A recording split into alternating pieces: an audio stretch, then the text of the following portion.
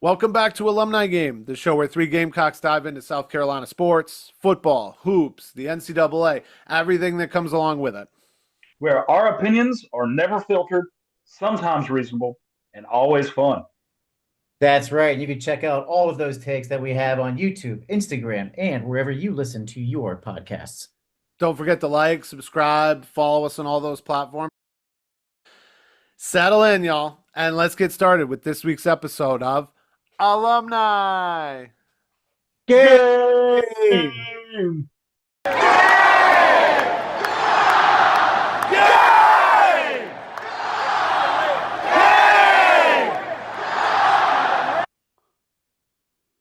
Hey, Gamecock fans, welcome back to another episode of Alumni Game. We got your three favorite blokes here talking Carolina football. I'm Mike Ritchie, class of '06. I got two of my best buds, Sam Niedermeyer, class of '06, and John Buster Clarkson, class of '02.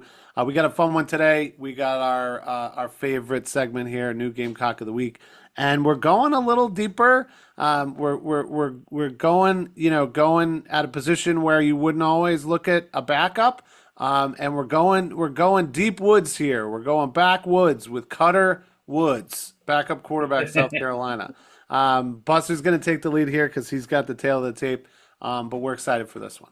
I'm real kind of happy you didn't go with the Cutter middle name drop there that we talked about pregame. That one was good. Yeah, but, all right. So, folks, to clear the air, I had said, hey, maybe my nickname for Cutter will be Cutter Backwoods, which would make his nickname just Back, which it starts to bring, in my mind, I'm singing Baby Got Back and all these other things, and starts becoming a little more sexual than, say, insect repellent, where we got that DEET, and, DEET obviously stepping in for something else. But we're getting pretty far away from football. So, Buster, give us some tape here on our backup quarterback for the the funny thing is when we were planning out our Gamecocks of the week, a lot of people, I think, were clamoring. I think there may have been some comments in some of our videos about doing Cutter Woods because of what happened at the spring game. And so for everybody that didn't watch or because you couldn't watch it on TV because of how things are with the SEC network, our spring game wasn't televised. If you wanted to watch the spring game, you had to be there where you catch some Twitter videos, Twitter tweets, X. It's definitely Elon Twitter. don't care.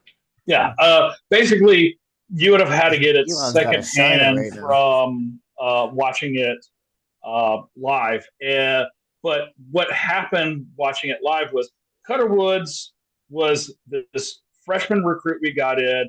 We heard he's pretty good. He played at Westside High outside or in Anderson, South Carolina, outside near that team from the upstate we won't talk about. 6'3", 210. I don't think there was a lot of fanfare the way that we had with Lenoris when he came in as a freshman. So people weren't really clamoring about this guy until they saw him in the spring game. I got to see him at the spring game, albeit I was a little tipsy because that's what you do before you go to an SEC. Yeah, I mean, from my mind, that would have crisped your vision. You're seeing more clearly. Yeah, I was entirely focused and entirely unbiased with the amount of years that I had. Yeah, I mean, a case maybe also bare-assed and unbiased, but that's where the back part of the backwards comes from. Yeah, the backwards. But no, that's gonna be the whole episode, folks. Just get ready. So we were all looking forward to seeing Lenoris. We knew he was going to have limited snaps, but we just wanted to make sure to see his progression and improvements over the end of last year into this year.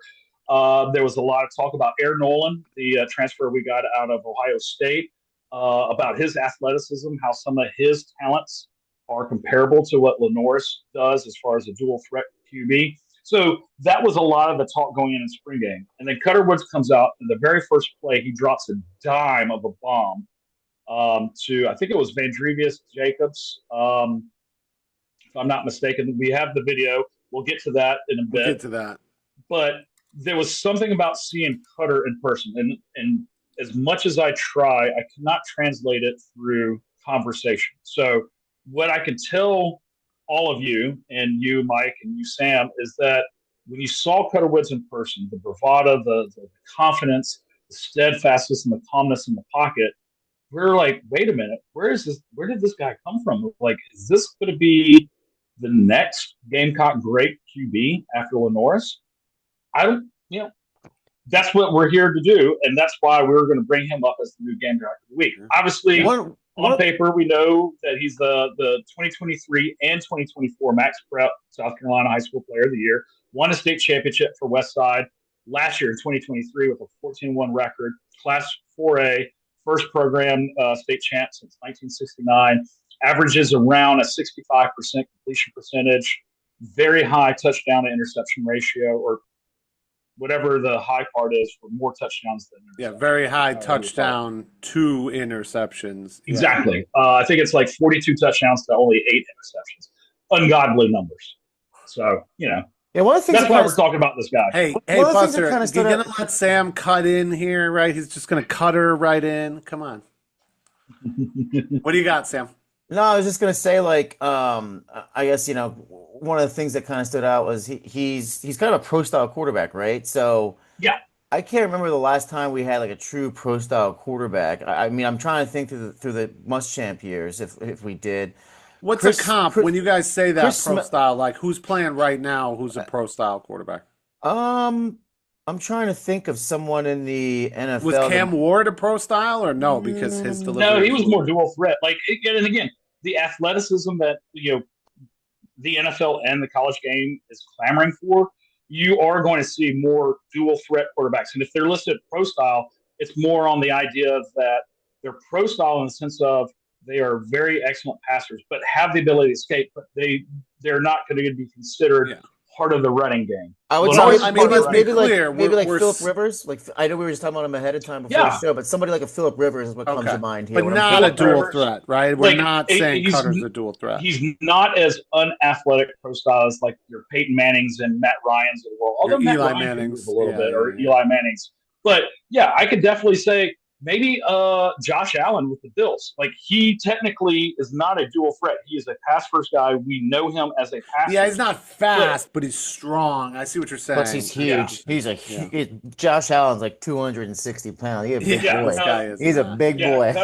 Cutter's only he's only a freshman, so he's 18 years old. He's only 210.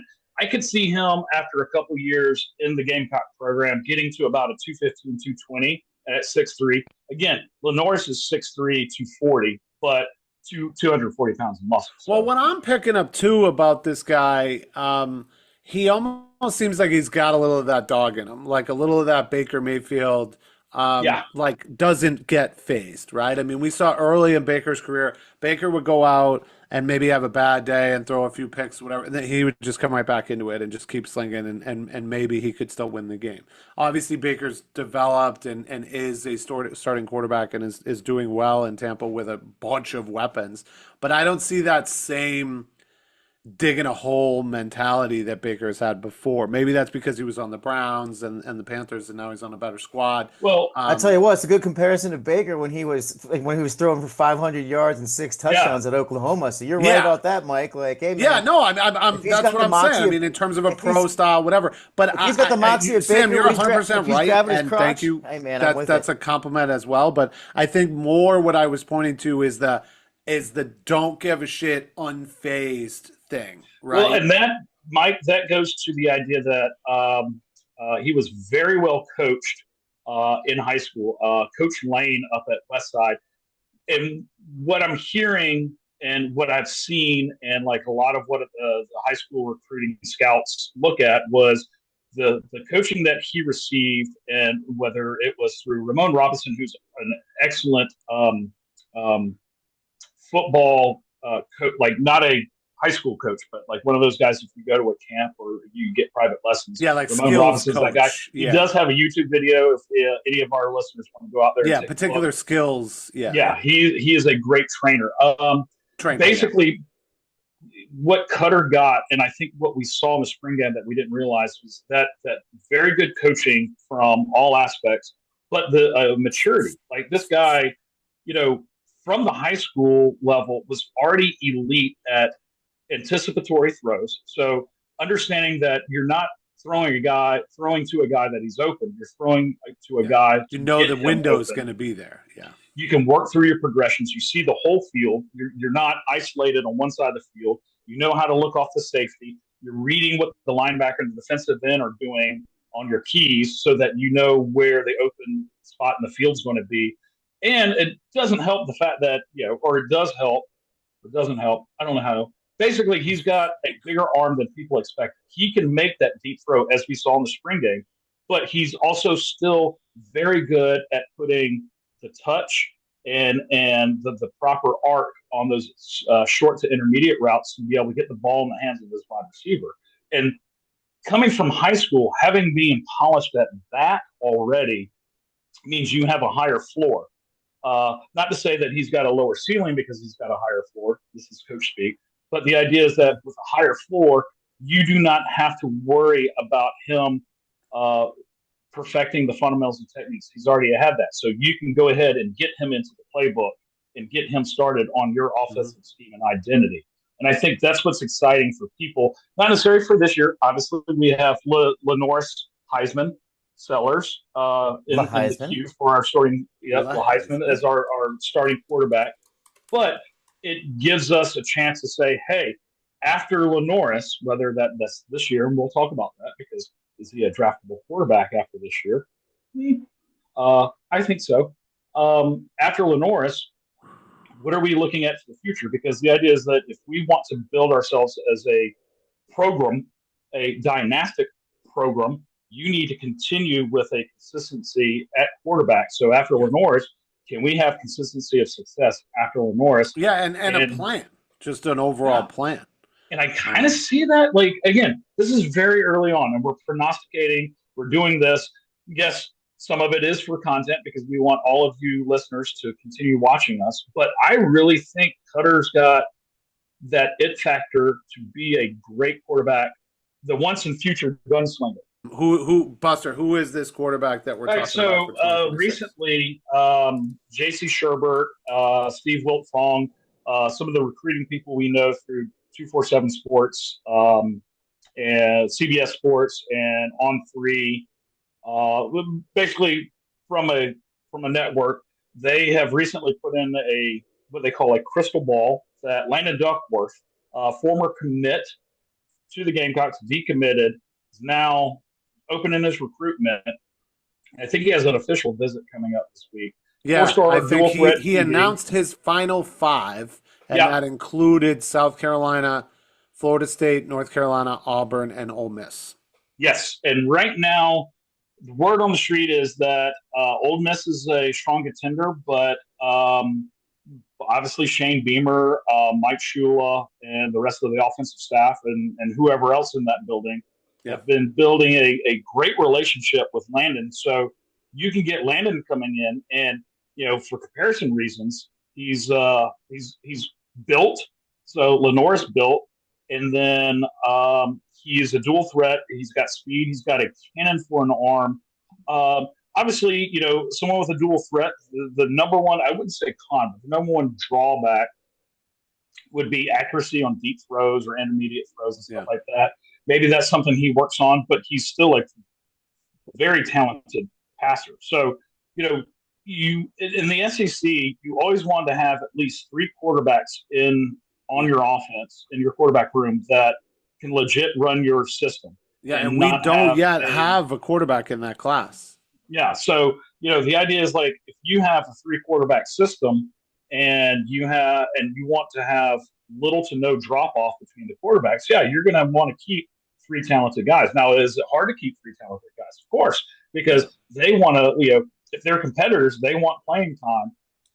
And so the idea is like if Lenoris leaves because he has a stellar year and he is eligible to go to the NFL and is that Heisman contender that we talk about, then that leaves us with Air Nolan, Cutter Woods, and then potentially 2026, Landon Duckworth if he does commit to us. So you get a 3 quarterback room. You have young quarterbacks, but you have very talented quarterbacks. Yeah. The way I look at it is the quarterback should not leave because he didn't get to be picked to be the starter. He should stay because competition builds excellence. Iron sharpens iron. We always say that in the football world. Well, that's good. I think the other big note here is it's 5, but what I'm reading here is that Georgia does have a 5-star quarterback in Jared Curtis in that class for them. Yeah. So Georgia could quickly be out of this, and then there's only 4. I mean, don't get me wrong. Florida State and North Carolina both in the mix there is interesting. I mean, if I'm an up-and-coming quarterback and I see how bad Florida State was last year, I mean, maybe I could step in there and turn that whole program around and be a hero. That's not bad. And then obviously in past episodes we've talked about North Carolina is attractive for a reason in that new coach in Belichick could potentially get me to the NFL, but who knows? If he's still That's there. a bit of an X factor, especially next year, because we got to see how Belichick can do this year. And then as a young quarterback, do you think that Belichick can develop you at the collegiate level? I don't know that I would trust that. I mean, that's the thing is, your quarterbacks are looking at 3 main things going into college. Not necessarily who do you have on the roster, but it's more like, do I have the weapons to compete at a high level that I want to compete at? And that's a legitimate thing. Obviously, we know that in today's climate, and people may or not like it, but NIL does play a part, and that's okay. That's fine. That's just what we're dealing with now. But most importantly, you did make a good mention here, Mike. Is development is a big deal. Like, if I'm on this team and I have this coaching staff and I have this scheme and I have all these things, are they going to take me to the NFL?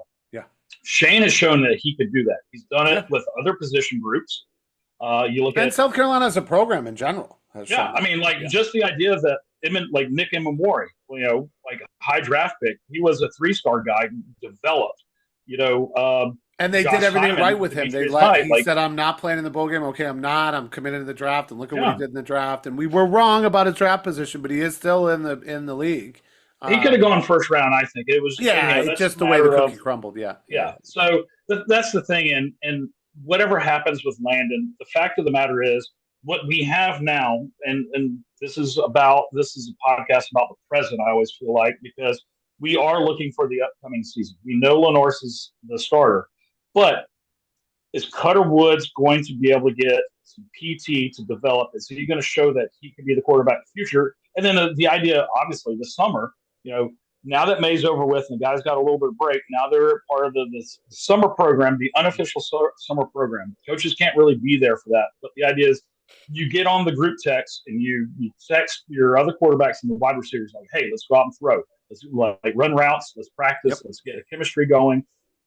What's going to happen this summer? Aaron Nolan's going to be there. Lenorse is going to be there. Cutter's going to be there. All 3 of them are going to throw to the plethora of wide receivers we got and the plethora of very good wide receivers that we got.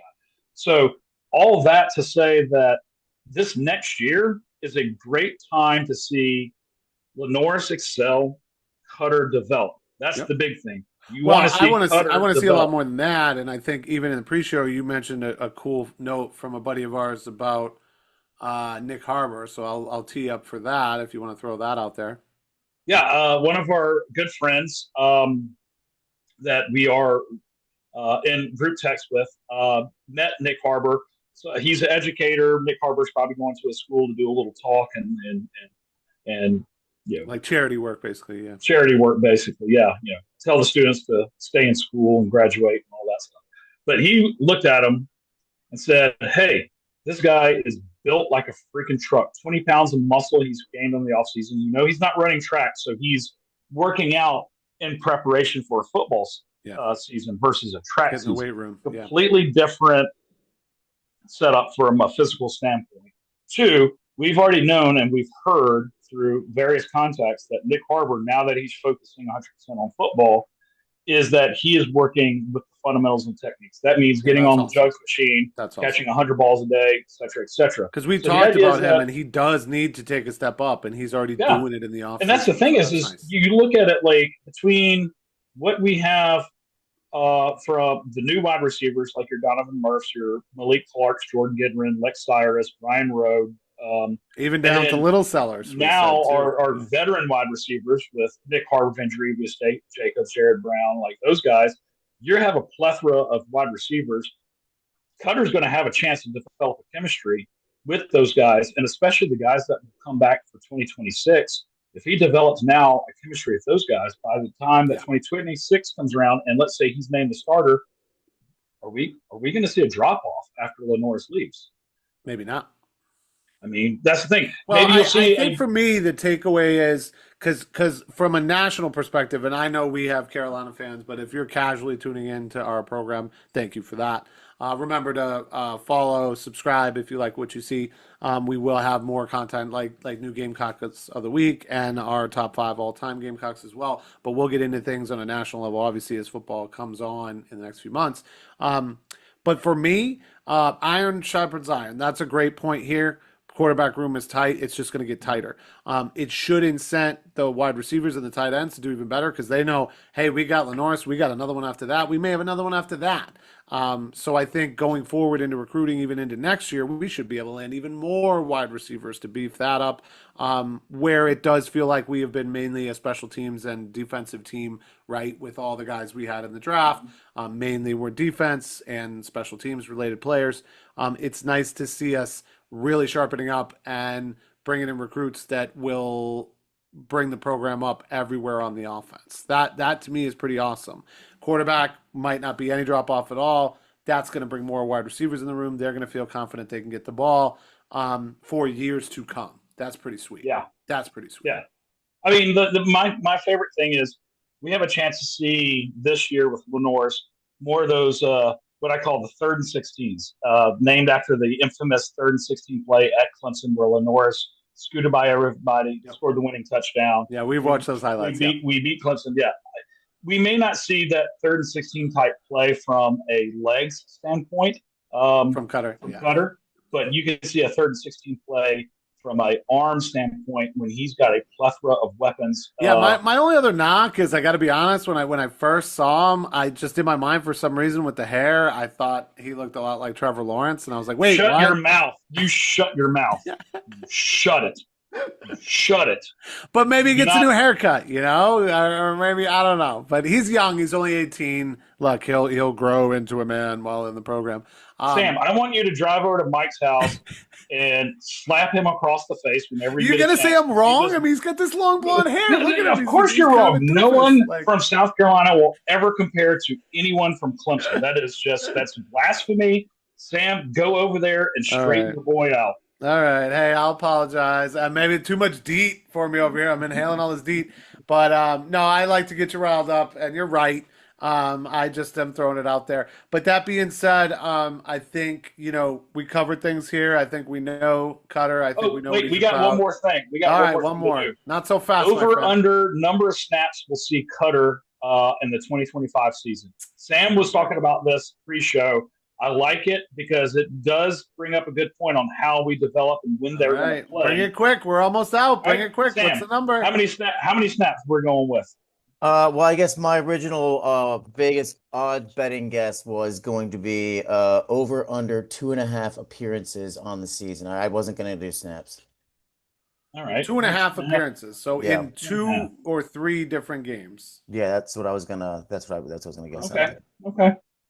All right, I say makes an appearance with SC State, and then one random SEC game where we blow them out. Like I'm looking at you, Kentucky.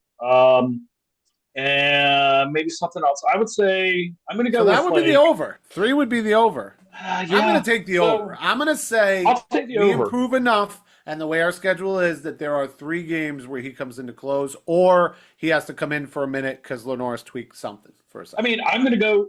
I do have to add in what happens this summer, and then in the preseason fall camp in August with how Aaron Nolan develops as well. But I would love to see Cutter get 15, 20 snaps. So let's go with that. It sounds like we're on the same page. I'm going to go under. I'm going under. I think 2 appearances, that's it. All right, 2 over, 1 under. You heard it here first. Plenty of DEET for Cutter Woods. But that's going to take us out for another episode of Alumni. Game Cox. Yeah.